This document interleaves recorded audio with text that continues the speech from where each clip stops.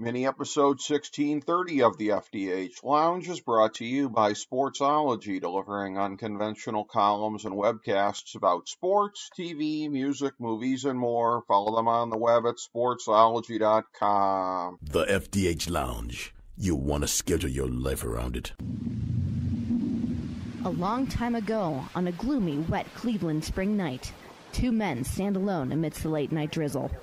Their voices echo across the vacant station parking lot as they debate the merits of the great American radio show that have been missing for far too long. On that night, an idea was born. That idea became the FDH Lounge.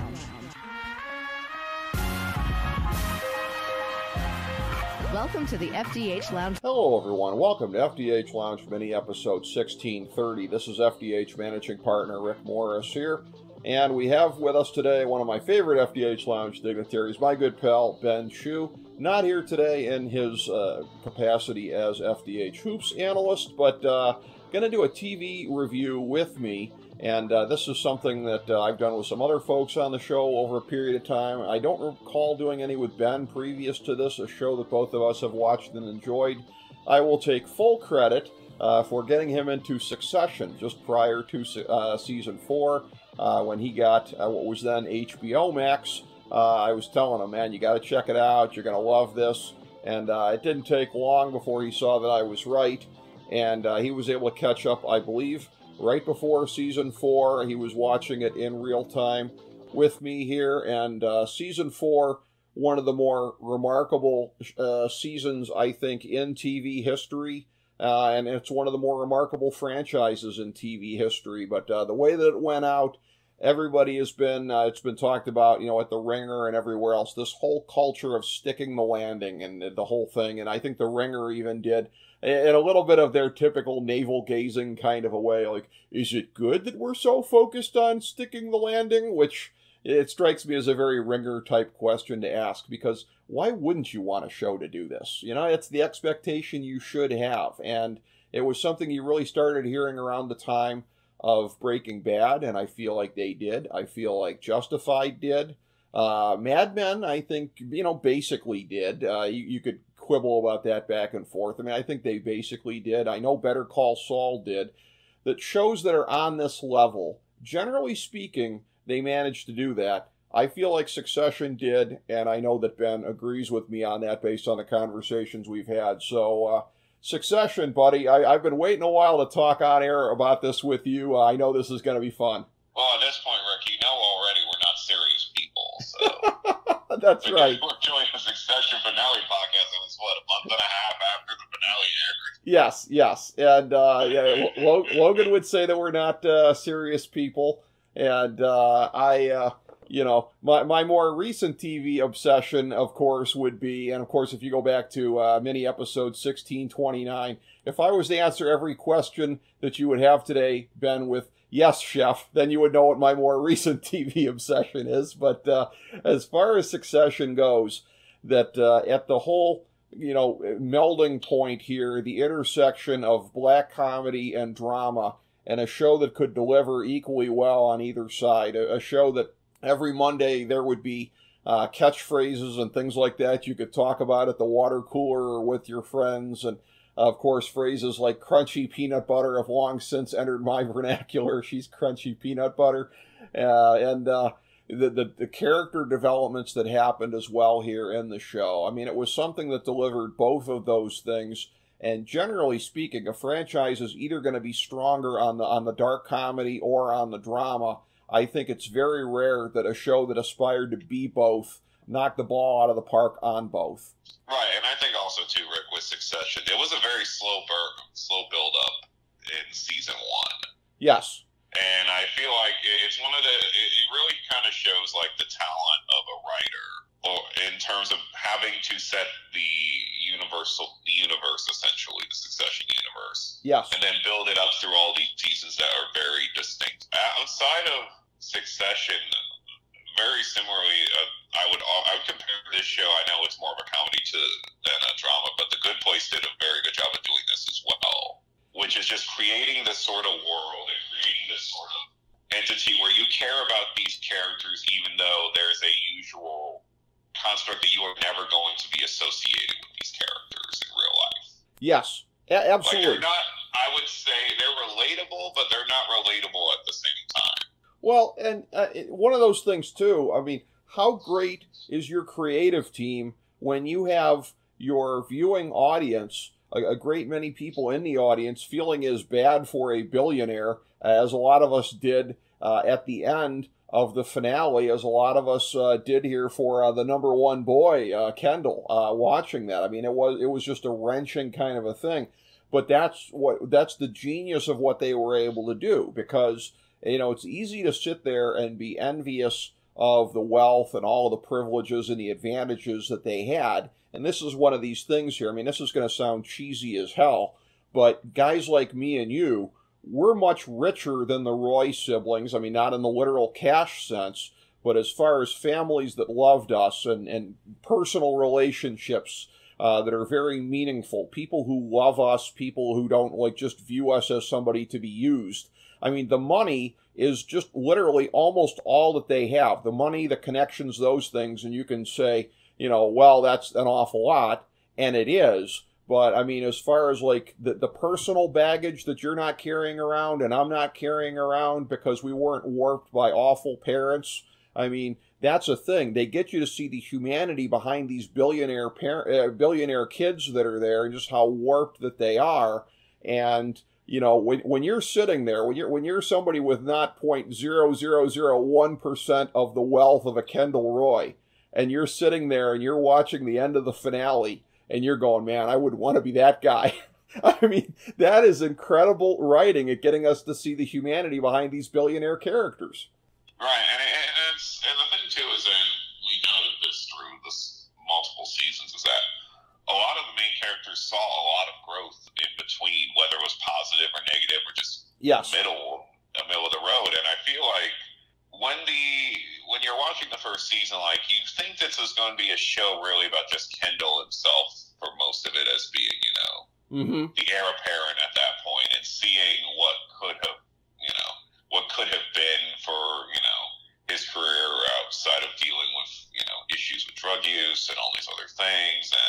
But you really saw the building with Roman and Shiv and Tom Wambsgans, and, you know, you also saw one of the more interesting characters of Lucas Madison, played by Alexander Skarsgård, coming in season 4, about just with how at season 3 and 4. It's really just an interesting sort of dynamic, because I felt too through the first couple of episodes of the show, it was very slow in plotting, and it kind of really didn't pick up, I think, until the tail end of season 1. And it feels like, to me, just in general, it's like, that's the reason why you stay with a TV show, especially if it's a drama show, is the character development and what sort of the end game is. Because we've discussed this, Rick, in recent years, I can only think of like one or two other TV shows that gave us like a final question that we wanted answered. Yes. And ultimately that question turned out to be who would essentially be the heir apparent at the end of the day. Absolutely. And, you know, when you talk about season 1, this is a thing that is endemic to all franchises of this sort, because season 1 is always the world-building season. And I remember talking to FDH managing editor Jason Jones when I was trying to get him to watch Mad Men, and he tapped out pretty early. And I was early part of it, because Mad Men moves slow. I mean, even in later seasons, it could move slow, even when there were things going on. It was just the tempo that it operated at, and it worked for that show. It wouldn't have worked for many other shows. I remember saying to him, if you just hang in there until the Kennedy-Nixon election, and he tapped out in multiple episodes before that. Jason wasn't having it. So there's always a thing here. Justified season 1, as much as I love all seasons of Justified, they did more standalone type episodes, and I always felt that the strength of Justified was being episodic and having the storylines that would carry over. Not that season 1 was bereft of those, because it certainly wasn't, but they did way more self-contained storylines in each episode, and I didn't like that as much as I liked the other stuff that they did. So I hear what you're saying about Succession. There was a certain amount of that season 1. They took their time setting things up, and thankfully everybody had enough patience with it in terms of the viewers, the network, etc., to keep getting it renewed as long as they wanted to keep it on the air, which was great. And you get into it, and you talk about answering that question in the end, and that is why they talked about it, the creative folks with the show, about the decision to kill off, spoiler alert, like we're not giving enough of them, right? Logan Roy in the third episode of the final season. And it was one of those things where I felt at the time there was a lot of like smart mark type analysis from people that were like, what are they going to do the last 7 episodes? As though this team hadn't already proven that they could follow up on everything, right? As though they hadn't, through the course of their first 3 seasons or so, already demonstrated that they were going to be able to do this. Jesse Armstrong and everybody else, Mark Mylod and everybody that was involved in helping to bring this thing to life. But it was, I think I said this to you off air about the time that it happened, because it was just really like transfiguring to kind of watch this. And it's a moment of TV that I'll never forget. I watched it on a slight delay that night, and I'm glad that I stayed off of social media before I did. But it was a thing in watching it where I remember saying to you, like, they just banked something. Like, this is a moment in TV history that they banked. Like, for everybody saying, why didn't they save killing him off for the finale? Because they know in the last 7 episodes they're going to continue to be able to deliver. And they're going to have the opportunity for a great finale, which they had. But they banked a moment in the last season before the final episode that is one of the most indelible moments in TV history. And a lot of shows haven't done that because they haven't tried to do that. They had that huge moment in episode 3, the final season, and obviously the finale, and some big moments in between. But it took a lot of nards to basically do that and plant your flag on that 3rd episode and do it when none of us saw it coming. Right, and as any writer knows too, that's a very calculated risk. Yes. Because if, again, like many people will say, like, you could have saved it for the finale, but it's also possible that we don't get any of this backstory. And again, the show is called Succession, so the story is who's going to essentially overtake Logan at the end of the episode, at the end of the season. So it's going to just, it was a very shocking episode, but it was also, I think when TV does those shocking moments, that's what makes for good TV, because I think I would make a comparison to sports in a way too. It's like, we are so used to certain endings that we are sort of trained to know who's going to be a good player coming into like the NBA or the NFL. Right. And and we're kind of trained as viewers on TV to expect certain things.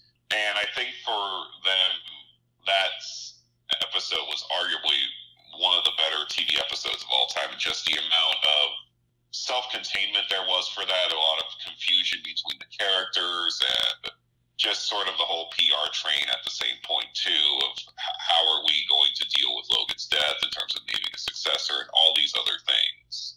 But it just to me, it always just proves that really great writing and really great TV gives you sort of those moments that you least expect, but it creates a defining part of the Succession world at the end of the day. Yes, and this is a thing where, and I'm going to choose my words advisedly on this here, on this observation that I have. This is another thing that I'd said to you off air, but a lot of the things here in terms of episode 4.3, Connor's wedding, of having it set on the water just off of Manhattan and everything else like that, there were things that were, and I'm choosing my words carefully, I'm not saying that the writers deliberately invoked 9/11 or anything like that. Certainly not. But in terms of 9/11 is the thing I think we all think of in our lifetime as far as like a moment when everything changed. And we think about how that day started, right? And the things that were supposed to happen, going forward here. And then everything you thought was going to happen that day just completely changed. I just don't know that there's ever going to be another day in our lifetimes, and it probably would be a bad thing if that was the case, because it would probably be something horrible again. But that's the example we all have where everything changed. And you had this, and Logan's getting on the plane, and he's flying over to talk to Mattson, and he's going to do this, and it's going to be the last words that he said to Tom, as he was getting into the airplane, was that, they were going to be firing Jerry and doing some other things like that. And he had in mind the things that were going to happen. And Roman had been assigned to put a bullet in Jerry, which he did. and all of these things. We knew the way the day was supposed to go. And then that call comes in from Tom, and that's the moment that felt like on that day, on September 11th, when we realized it was going to be a day like none other. And I'm comparing it in the general sense of like, oh my God, everything we thought was going to be the case changed. It was evoked in that moment, I feel like, because when Tom called, and he called Roman, and you thought it was going to be another one of these, have you done it yet? Have you fired her yet? Kind of a things here. And he starts saying that Logan is really sick. I mean, I didn't even necessarily believe it right away. It was one of those things where I was like, is this for real? And then, like, it goes on a little bit, and you could see that it was. But the way that everything had been set up, Logan being the kind of manipulative character that he was, I mean, you could believe that it was something that wasn't even necessarily real. There was the sense of kind of unreality that we all had on 9/11. I mean, did you buy it right away that Logan was sick and that this wasn't a put-on, Ben? Well, at least perceptually, I would say at that time, too, Rick, that there was a lot of questions in that episode. Yes. Because and I know Jesse Armstrong said this, that during one of the post-show interviews, essentially, that they were very intentional about not showing Logan being sick in that moment. Like, you didn't really get any real clarification that he was truly dead at any point until the final shot where you can see him lying on the plane floor with the white sheet over his body. Yes. So there wasn't really any, like, I would say, defining sort of, moment that you would like. Because we see it, especially in TV, we always tend to show rather than say at the end of the day. And especially with Logan's death, we really didn't see it. It just was something that we heard secondhand from Tom during the phone call. So at the end of the day, it's a different world. And I think also, too, it's very similar, like you brought up, September 11th. We also got to think about, like, the pandemic timeline yes. we all went through on March 11th, 2020. Yes. So it's a different world when things change quickly, and especially for a TV show like that was so grounded in that sort of character arc of Logan Roy, and then all the, Roy family, and then all of, Tom trying to get some form of power at that same period of time when he came close to Logan at the end of season 3. It was a very jarring episode, and I think in terms of, like, TV, it's hard to make jarring episodes because I think in most cases, especially with black comedies and dramas, writers tend to write very simplistic endings so the audience can either understand it or comprehend it. So there is a scene of genius that they were able to have this moment early on in the season and then still have people engaged with it afterwards. Like, one of the better announcements I can make is in terms of, like, the original sort of instance of that would be Dallas and Who Shot JR. Like, There were still episodes after we found out who shot JR at that period of time. So, oh, yeah. No, so that's you still have to create the world, and the world still has to exist. But there's a scenario, like we always say, too, is that in terms of television, you still have to build on those sort of moments, and Succession did a very good job of doing that. You know what? And you make an excellent point, because I was thinking of 9/11 as far as a touchstone here. You make an excellent point. Like, the day that the pandemic, quote unquote, became the pandemic and everything changed.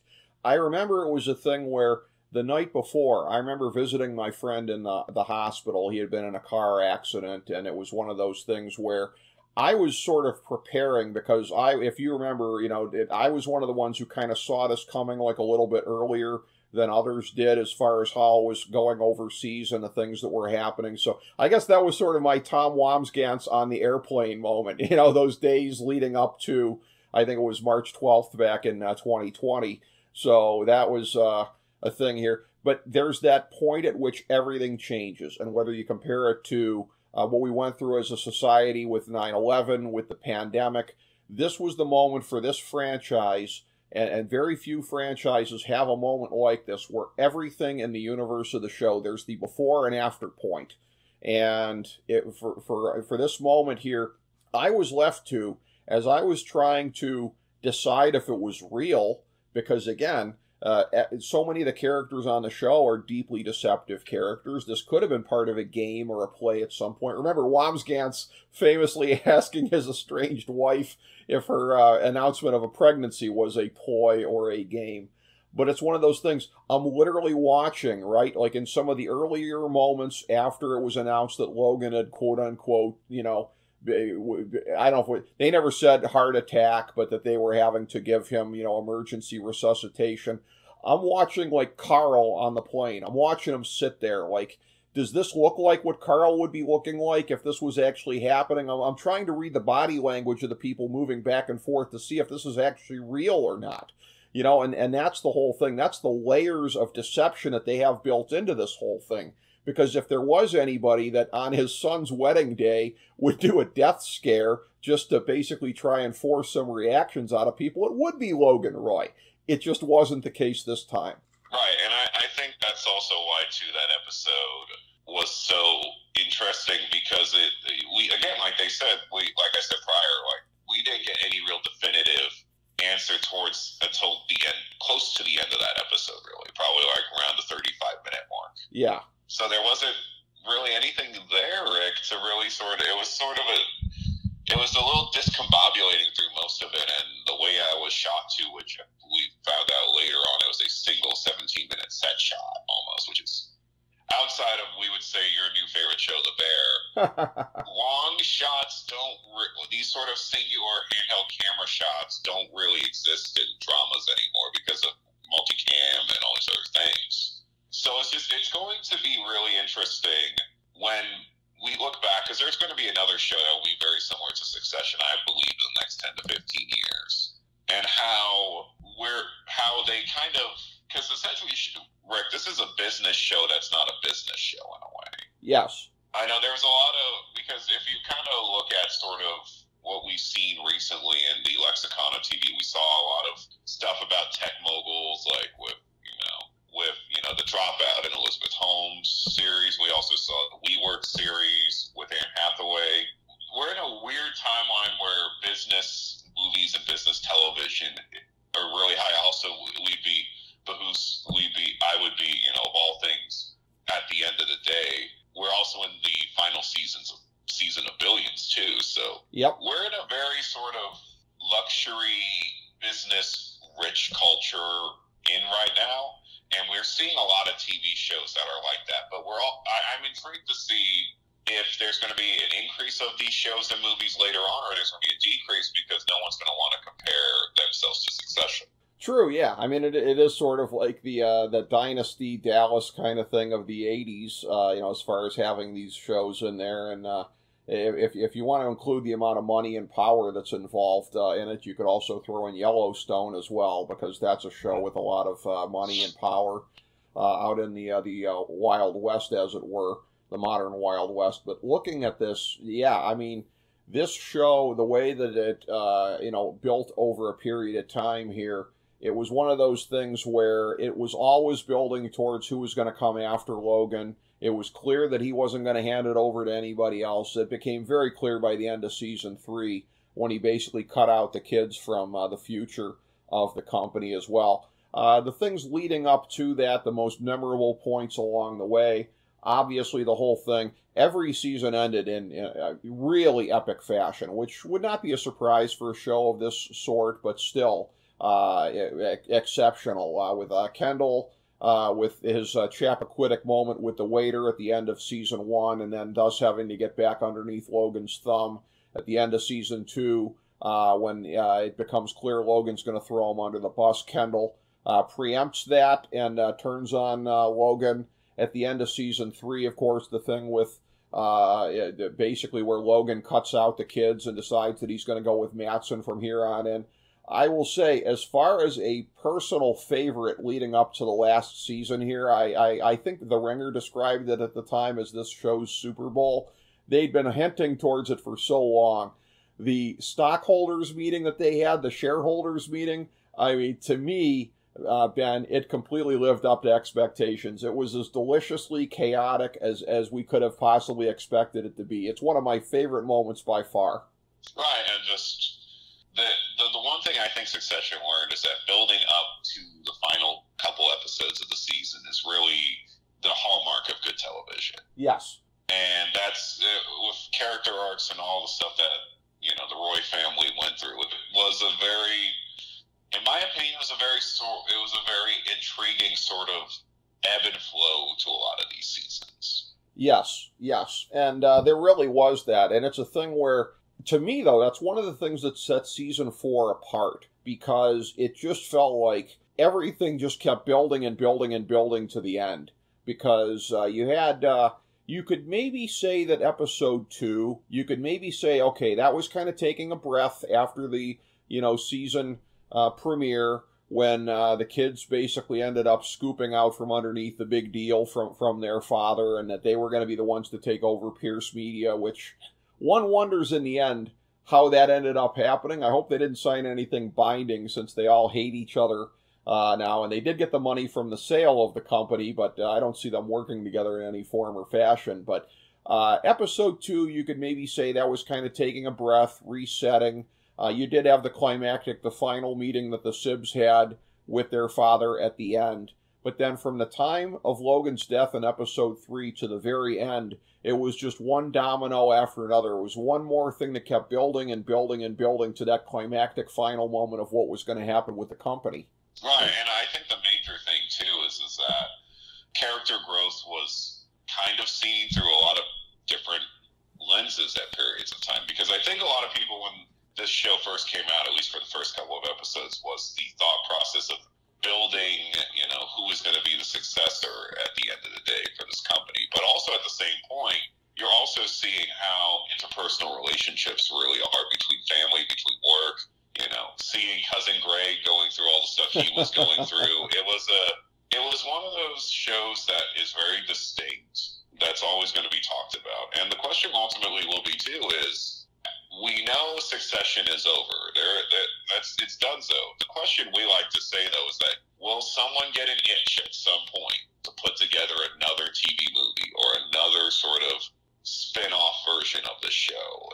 It's one of those things that it's weird to say that a show ended a little too early, and I think you'd argue that it could, but it still was able to produce 4 really incredible seasons that of very sort of great black comedy, great drama narratives. What I would compare it to in this way, and it's a show that, notwithstanding being set on the same island, couldn't be further away in terms of tone and how seriously it looked at the world, but like Seinfeld. Seinfeld went 9 seasons, and let me tell you something. They could have gone 15 or 16 before people would have really been like, oh, I don't know, are they just milking this thing still? I mean, they got out way ahead of where they needed to get out. And the same thing here, because shows of this nature, a lot of times they go 5 seasons, sometimes 6. I don't think anybody would have batted an eye if they went 6 seasons.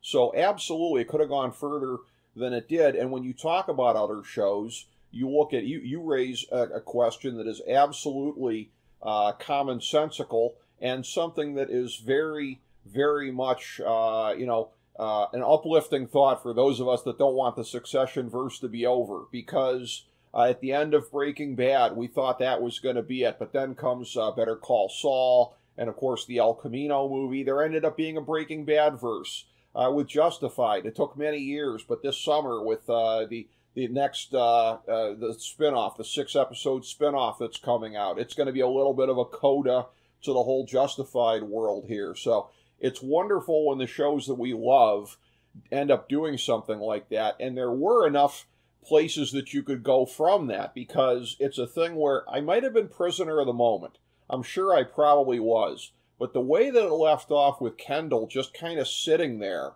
and you're wondering what's going to happen to him next, and he's wondering what's going to happen next, I almost started having a flashback on HBO 16 years before of them going to black with Don't Stop Believin', because it was like, it almost felt like that was his Tony Soprano moment of, we want to see what happens to him. Now, David Chase eventually filled in the blanks, and it's basically canon now that Tony, when it went to blank, that was him getting shot in the back of his head and falling face down into his dinner at the diner. So basically, we did get resolution, however long it took after the fact, by the writer. But we'll never know what happens to Kendall. until and unless they do what you're suggesting. And I really, really hope that they do, Ben. Right, and I think the real question, too, is that, especially with a lot of TV today, is that there is the need and push for spinoffs. And again, right now, I'm not saying there'll be a direct spinoff of Succession, but I do think there will be a scenario where a future TV movie or a future series could arise if there is interest into it. But again, too, Rick, sometimes it's better to end early than it is to exacerbate these sort of interpersonal relationships, especially for black comedy, because I learned this too in terms of sort of these dark comedy, black comedy drama series. Like sometimes they tend to push it too long, and I think especially we've seen, especially with TV these days, shorter seasons and shorter episode counts usually are better if you're telling a great story. Yes. And for two shows that I really enjoyed and one that I most definitely did not watch, the two that I did, these are all HBO shows, Deadwood and Entourage, and then Sex and the City, which I didn't watch. All of them did come back in some form or fashion later on. With Sex and the City, I think first a movie, and then, the subsequent spin-off. So you do have the possibility. Anytime anything happens with HBO, there's always the chance of that happening. As somebody who, and I'm late to the game on this, having watched Boardwalk Empire when I did, I would have loved to have seen some kind of, although I'm sure from the, spoiler alert, there was no story left to tell with Nucky Thompson, I guess you could say. But I would still love to have seen some of the other stuff here, some of the mob stuff post-prohibition. But there's always the possibility of this happening, and there's definitely the appetite for it, because everybody really, if you love this show, you don't want to see it go, because there's so many great moments to come here too. The whole Tom and Greg phenomenon, now that Tom is at least the putative American CEO, even if he's just the pain sponge and the puppet, he's still the CEO. And what happens in his, really weird and sad and gross marriage, all these things that happen here. And then everything that happens, I'm going to come back to Kendall yet again here too, because the way that it unfolded with him, it's funny because, and sometimes this happens, Ben, sometimes I see something, I make a guess, and I get it exactly half right. And that's what happened here. I thought they were going to do the Godfather 2 ending, and that basically Kendall is successful in the end because he becomes Logan, and gets to be somebody that, again, is as bad of a father to his own kids as Logan was, and all these other things here, that Kendall would adopt the personal shortcomings of Logan to become as successful as him in business. And in the end, it was such a hollow, worthless kind of an outcome for him, because he did that only to still lose again. Like, the only constant with Kendall was that he was somehow going to come up short in the end. And I'll talk about this here in a second. I think had he treated his siblings a little bit differently in the aftermath of, quote-unquote, becoming the king, I think that was basically the downfall here, that he was not as magnanimous as he needed to be to his jealous and equally demented siblings. But he goes through this transformative process here. And if we remember how badly he wanted out of this thing in the first place, he ended up begging Logan for something Logan wouldn't give him. The big cash payout, the chance to go do, his own thing, whatever. A season later, he is devastated by getting what he begged Logan for at the time, because he had a chance to grab the brass ring in the end. And again, even after, quote-unquote, becoming Logan in so many ways, he still comes up short. What an unbelievable ending in that sense, for that to be the case, and to deviate in that way from the Godfather 2 ending.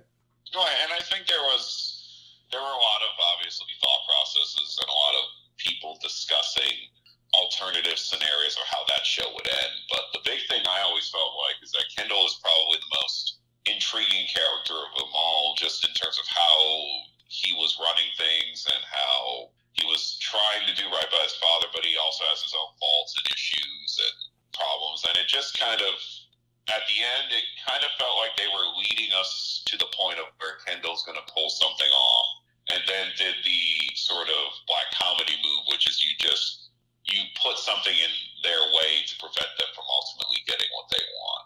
And I feel, too, it's like, especially Jeremy Strong's performance.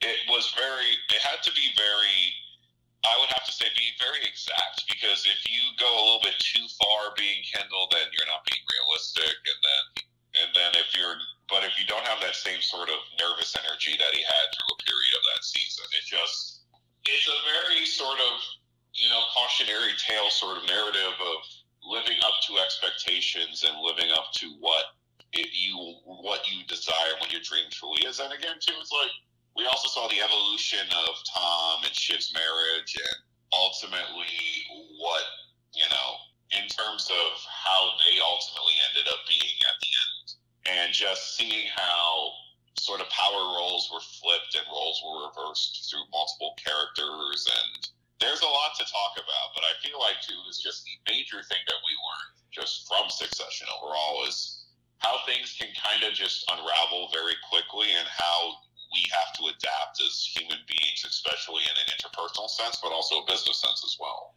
Yeah, very much so. And I will say that in terms of Jeremy Strong, and there was a lot that came out late season 3. There was a lot of press given to the whole notion about him being such a method actor and everything like that, and how it worked. Well, it worked as far as on screen 100%. I mean, everything that he did at all times on screen was just impeccable. Now, it was a thing where Brian Cox had his own thoughts on it, on being a little bit disdainful of being a method actor and the way that it would get used sometimes. And by the way, Brian Cox also, I think there was some human kindness in it as well, where he was just like, I hate to see the toll that it takes on his life, the degree to which he gets so upset about these things, and, he translates it from his character. But I think it was Ryan and Greenwald on the Ringer podcast analyzing, I think, the season 3 finale, and they were saying it's almost like Kieran Culkin and Jeremy Strong were like in different TV shows in that scene where Jeremy Strong confessed the death of the waiter, because Kieran Culkin, his strength was always the black comedy of the thing here. Jeremy Strong's biggest strength was always the drama, and just being the most visceral character on a very visceral show. And the melding of it in that scene, and that they made it work, and that the discomfort that each of the characters had, each of the actors seemed to have that as well, with the other one's kind of acting style, but it worked. It made the moment feel more real, and I thought that was an incredible observation on their part, and just a sign of the overall genius in this show, and taking these very disparate actors with disparate styles and putting them in scenes and making it work. That is one of the most underrated parts of this show. And again, too, it's like, with the Succession universe, there's just so many characters, and we brought this up with Tom and Greg, and Shiv and Tom, and Kendall, and, Lucas Madison with these periods of time, and then also seeing, Logan's relationship with his wife, and then his new wife, and then with Kendall's relationship with his kids and his wife. So it's just there's just a lot of interpersonal relationships, and you see how the characters react to different things, and see how they're put in different situations, especially with them trying to take over Pierce Media, how things just vacillate and change ever so quickly, and how you have to adapt, especially with business, to make deals. So it's just there's just so much. It's a show that had a lot of, there was a lot of, essentially the baseline of the show, so a lot of lies and deception, but there's also a lot of very human moments about how we react at periods of time. Oh yeah, seeing how people reacted in situations, because that was the hinge to everything that would happen on this show. It would be something that people would react to, and in a way that wasn't necessarily rational, but that's the way they were going to react, and that's the way that things were going to go. And this is one of these things where, if we get to see a spinoff, one of the things that I would like to see the most, one of the greatest untapped areas for black comedy, is if we get a completely self-aware Shiv. If we get somebody that has maybe been to therapy and discovered these awful things about herself and just decided to consciously lean into it. Because I could see her trying to be like a guru writing a book called Spite is My Superpower. Because as far as all the characters on the show here, and I alluded to this before, the moment where I'm going to give some of the blame here to Kendall, of where the way that he handled things when they got into the office on that fateful morning in the finale, and put his feet up on his dad's desk, and these things that, like, you could see her looking at him, but it was like, I don't know about you, but I was not in any way thinking she was going to sell him out, if for no other reason than she was still so spiteful towards her own estranged husband. She had just found out that he was going to be CEO. She told him to go F himself. And that's one of those things where that moment there, the final confrontation in the glass room with her and with Kendall and Roman, I'm telling you, Ben, I swear to you that if Tom had gone walking by that room and she saw Tom, she'd have flipped again. She'd have realized, you know what, I hate this mofo more than I hate my own brother. I'm going to block the sale. It's just one of those things where, you know, whoever spites her the most recently, that's how she's going to react. And that she's perhaps the most, I'll use this word again, visceral of all the characters in that sense, but they've all got a spiteful streak to them, that the hyper-competitiveness that their father bred in them, and it's just a sign of how warped they all were by having really awful parents. Right, and I think also, too, is that we saw a lot, too, in terms of, especially with Kendall's narrative of him being the birthright CEO at the end of the day. Yep. And just in terms of what we also saw too, Roman's sort of burned the world narrative when during the presidential election episode, and it's just essentially, and again, it casts a lot of these characters in a pretty negative light at the end of the day. Yep. But it also casts them in a human light, because we all understand that sometimes what we want is we have to do things to get what we want. And at the end of the day, if you look at how everyone kind of ended, outside of, maybe Tom, even Greg a little bit too, it's like everyone kind of really didn't get what they want.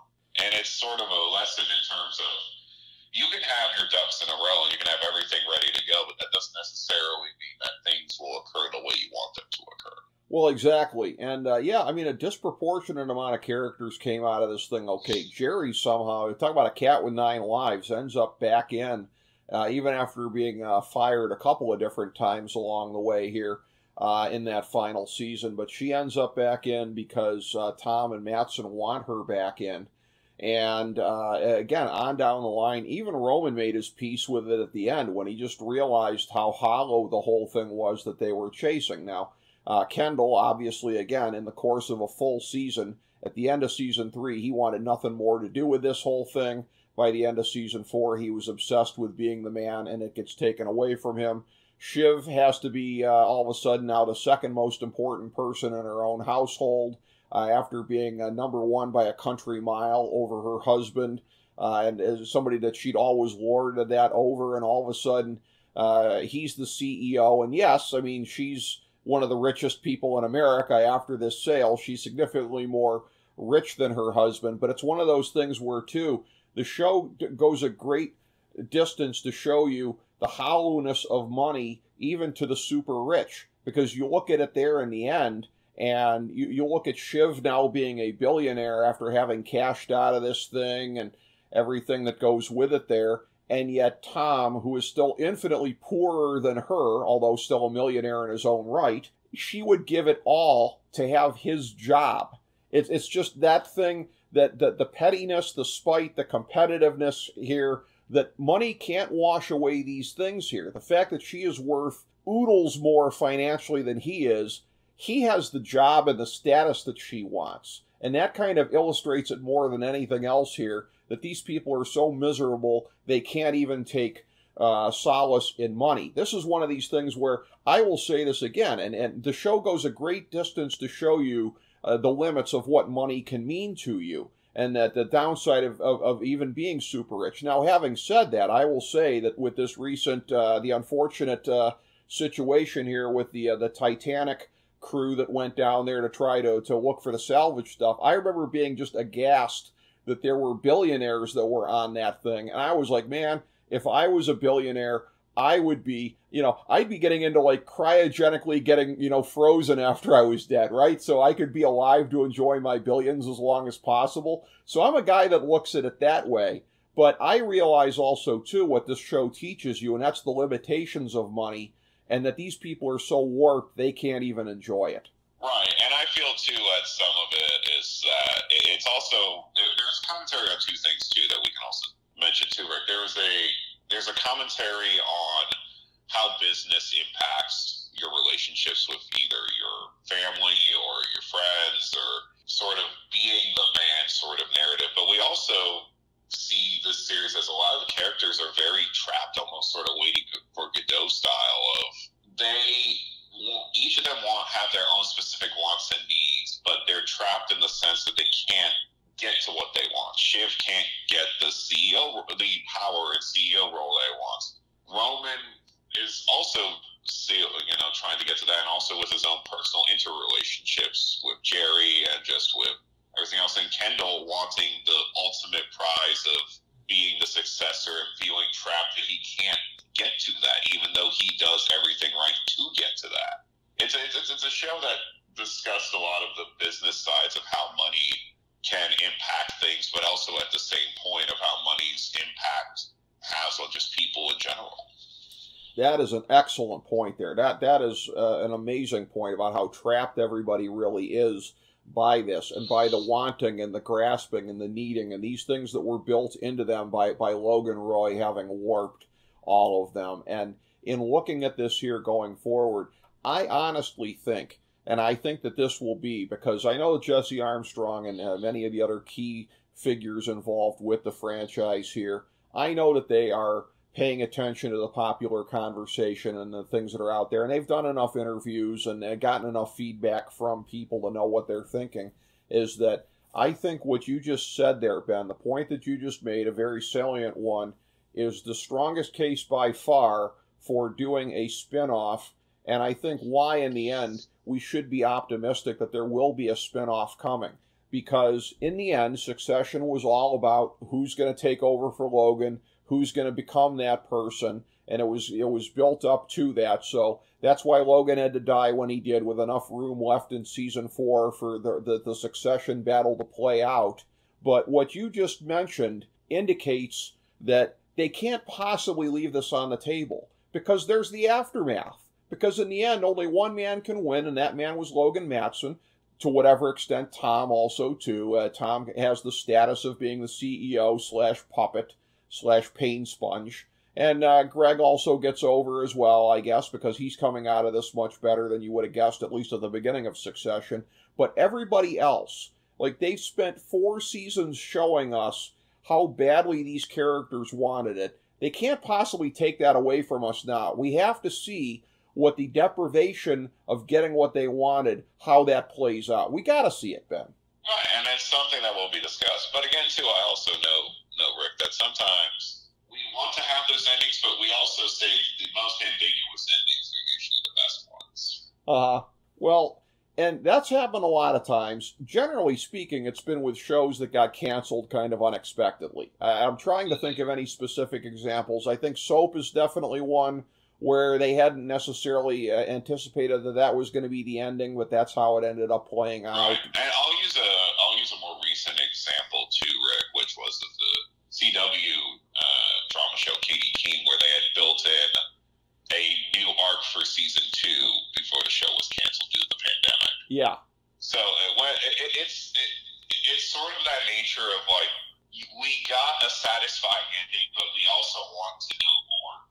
But then there's also, I would say it's the way that Succession ended was a lot better than waging out another 2 seasons where we feel like that this is just kind of droning on. And the biggest thing we've seen with TV and shows is the overrun of multiple seasons and the overruns of big episodic episodes. Or excuse me, of these big, 20, 23 episode seasons. Yeah. Of how that impacts the viewer at the end of the day. Well, yeah, and, look, I'm somebody that's been an enthusiast of Billions, but, I think when it's all said and done, I think we're going to be able to look back on it and say they could have lost probably at least 2 seasons and had it be, potentially a tighter kind of a show.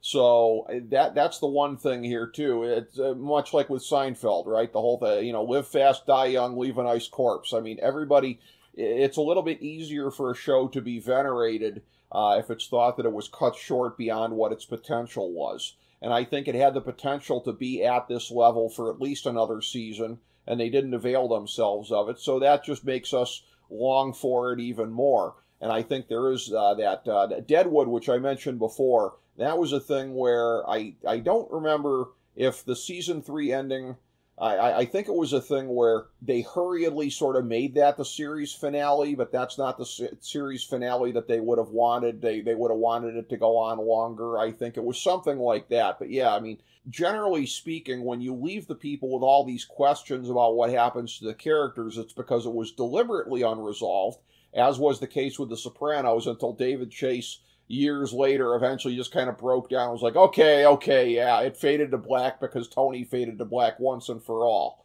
But generally speaking, when you leave the people hanging, it's because whether the network canceled you or whatever the case was, you didn't get the chance to go out like that. Succession went out completely on its own terms, and that's one of these things here where I'm not making the prediction today, tomorrow, whatever, because shows oftentimes, the creators, they feel in the moment that they've backed themselves into a corner. And I think later on they realized they hadn't quite backed themselves into a corner.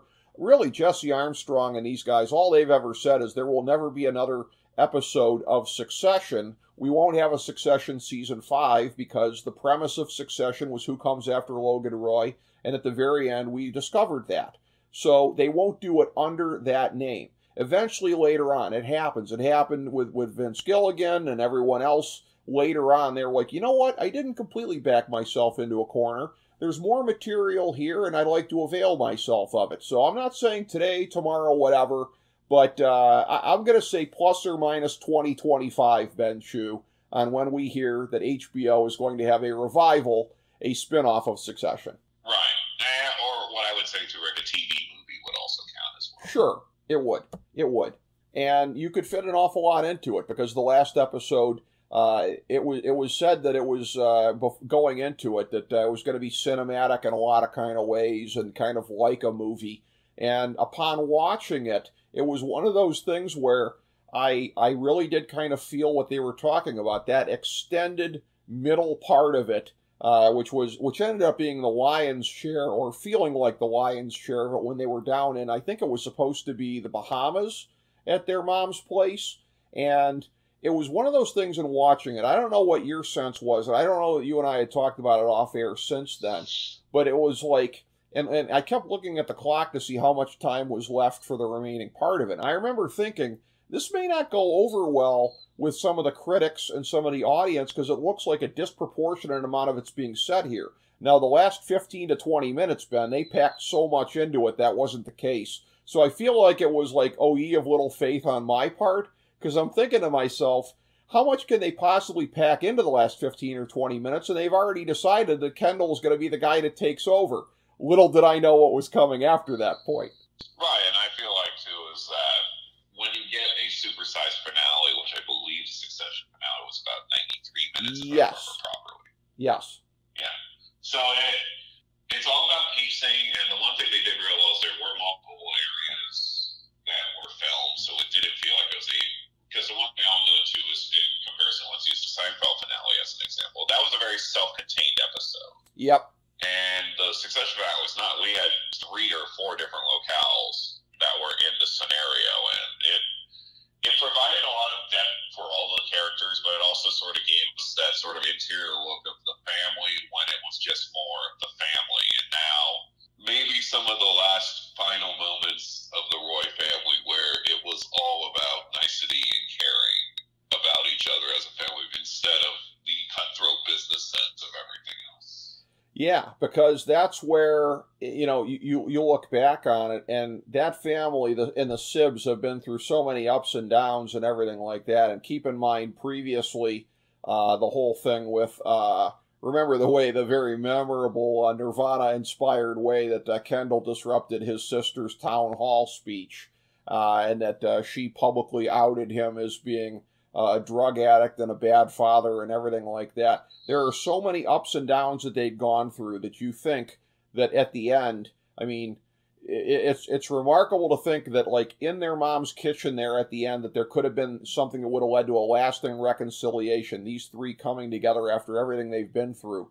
but the rupture that they suffered in that conference room the next morning feels like it could be something that's not just one of those ups and downs, but that's potentially permanent. Because not only did Shiv rip it away from Kendall here, double-cross him after telling him that she would give it to him, the stuff that came out of Roman's pie hole. I mean, when he attacked his own niece and nephew, I mean, that was a thing where, like, even for him, that felt like a new low. Right, and it's a completely, it was a very unhinged scene with a lot of different things. And it feels like it was kind of par for the course.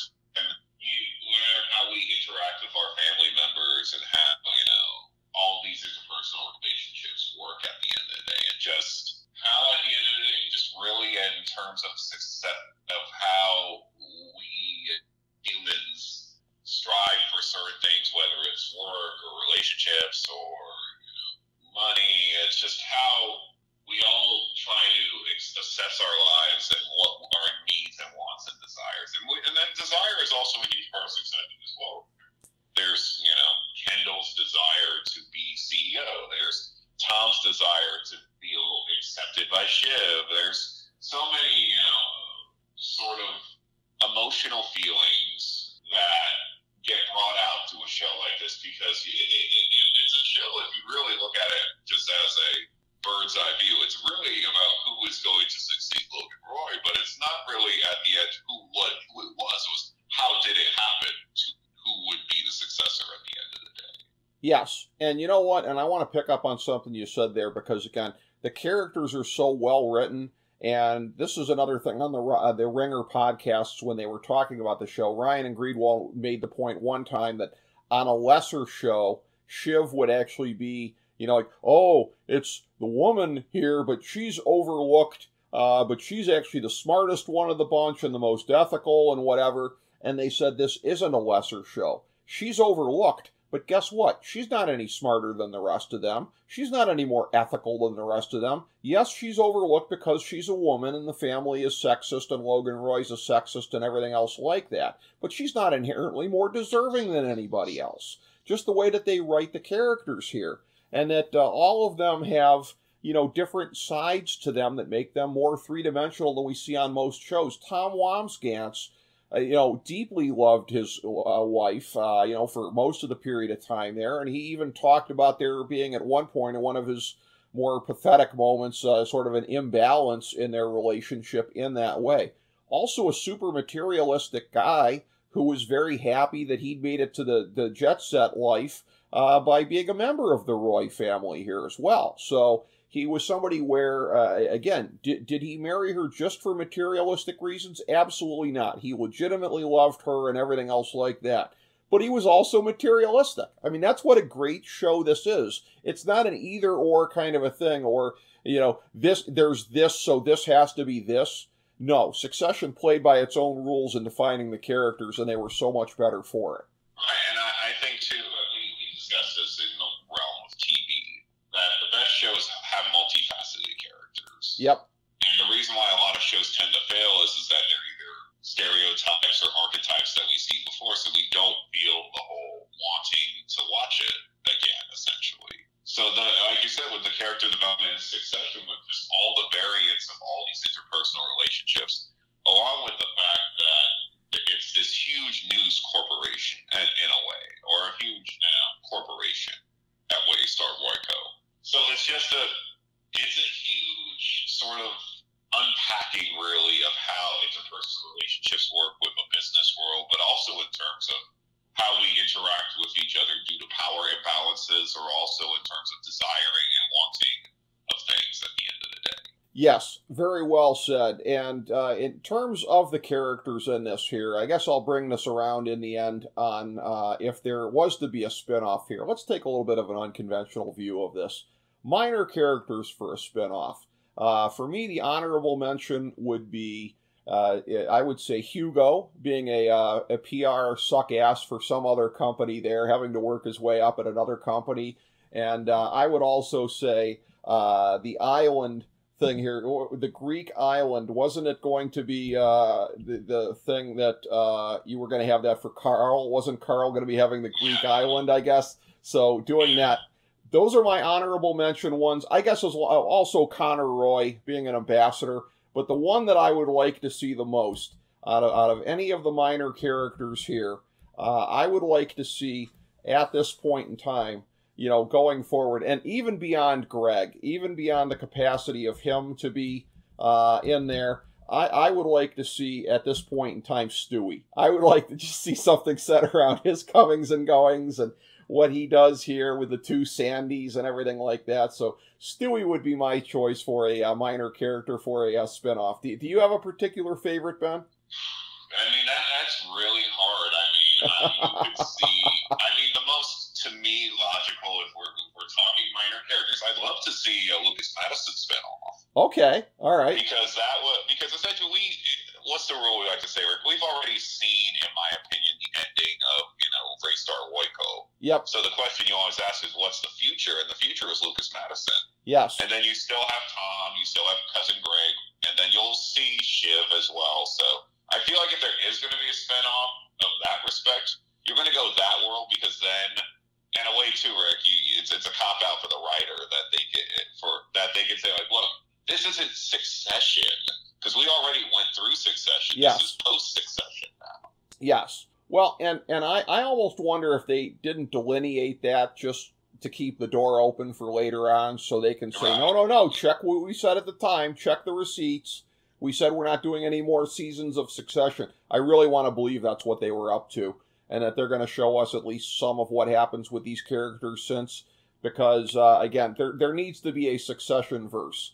If all these other great shows can have it and can expand into something else, I would really love to see this at this point in time. A little bit of backstory with Logan Roy. I wouldn't fart at that either, you know what I mean? A little bit of, like, what helped, make things the way that they were. If you want to go, like, the way that Sons of Anarchy did and do a prequel. I'd rather see a sequel than a prequel, but I would take anything I could get from these guys, Ben. Right.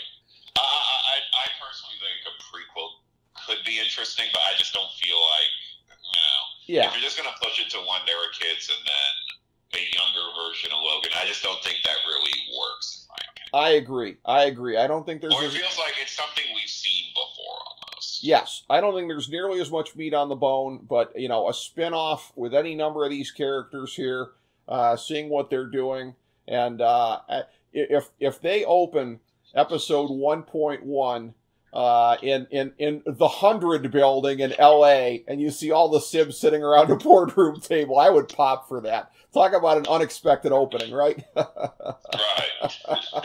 Not holding my breath. But again, a great show. And again, I'm so happy I got you into it, not just for the material here, but it's always great to have a friend to talk about a show with. And that's the thing. There's so many great shows that are out there that, like, I only seem to have, like, one or two friends here or there. Like, this guy watches this show, this guy watches this show, this guy watches this show. And I don't think I really had a this guy for Succession until I got you watching it. So I'm glad you did, and I know you loved it. Right, and I appreciate it too, Greg. Yeah, great TV is very few and far between these days, so any TV shows that we've seen, especially coming up, will be really intriguing.